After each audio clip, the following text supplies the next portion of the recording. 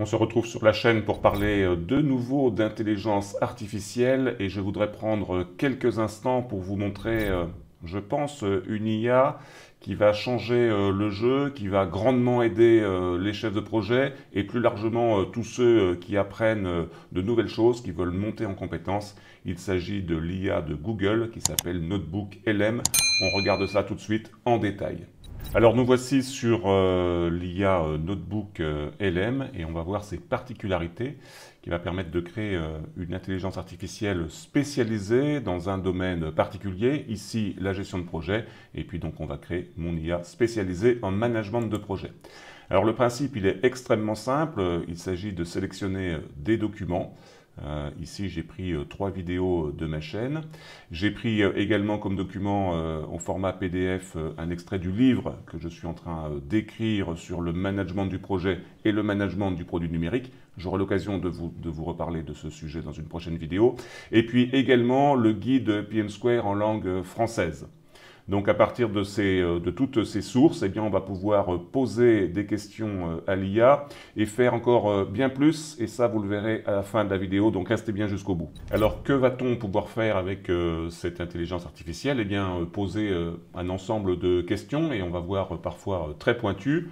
Par exemple, pour réviser pour l'examen de certification, avec ici une première question, quel rôle préside le comité de pilotage?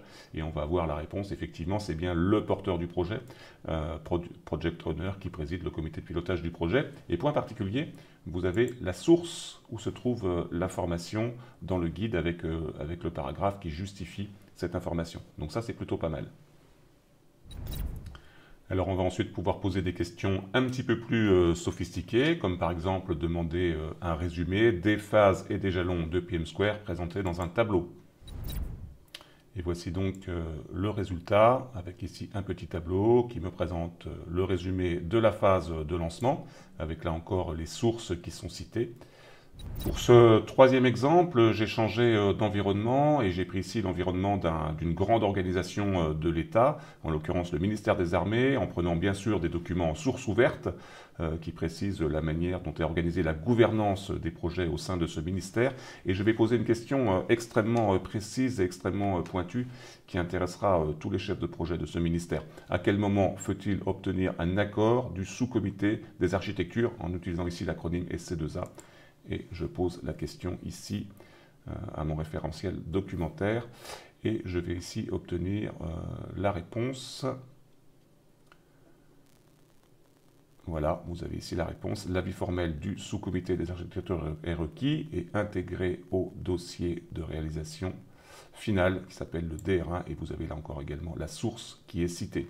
Vous voyez que c'est impressionnant, qu'on a des réponses qui sont extrêmement contextualisées, extrêmement précises. Et ça, c'est vraiment un point fort de cette IA puisque vous travaillez sur un référentiel documentaire fermé que vous avez intégré ici à votre contexte professionnel.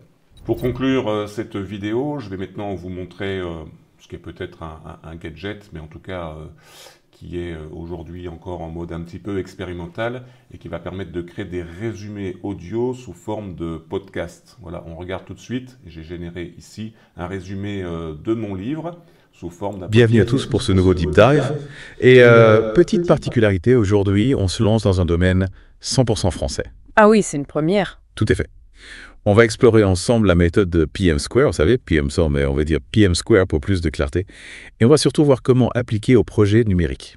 Un sujet passionnant, surtout avec le livre de Régis Jambois qu'on a décortiqué, Manager le projet et le produit numérique avec PM. Ah oui, un guide pratique, vraiment pas à pas. Exactement, ça nous éclaire vraiment sur l'utilisation de PM Square, en particulier dans le contexte du digital. Parfait. Alors, imaginons, notre auditeur, c'est un pro du numérique. Il cherche une méthode, un cadre, pour mieux gérer ses projets.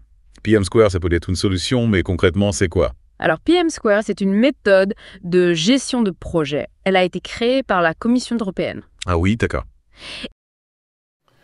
Voilà, on s'arrête ici, vous avez compris l'idée, c'est extrêmement puissant. Bon, il y a encore concrètement encore quelques petits bugs au niveau du langage. Pour le faire générer en langue française, il faut paramétrer le prompt pour lui demander de faire ça. Je vous mettrai en description la manière de faire un prompt pour obtenir une génération en langue française. Voilà, j'espère que cette vidéo vous a plu, vous a éclairé sur l'usage de cette IA Notebook LM pour créer une IA spécialisée en gestion de projet. À très bientôt sur la chaîne.